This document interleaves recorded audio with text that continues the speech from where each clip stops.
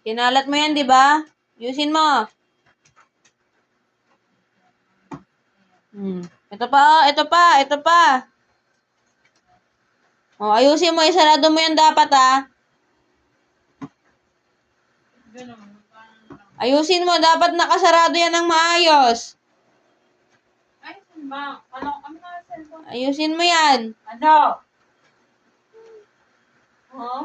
Ano ka, ha? Ayusin mo yan. Kailangan nakasarado yan.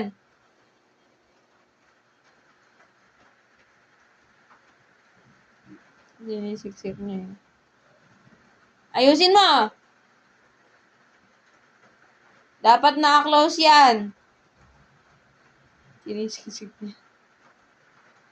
Oh. Ito pa isang damit sa lapag, oh.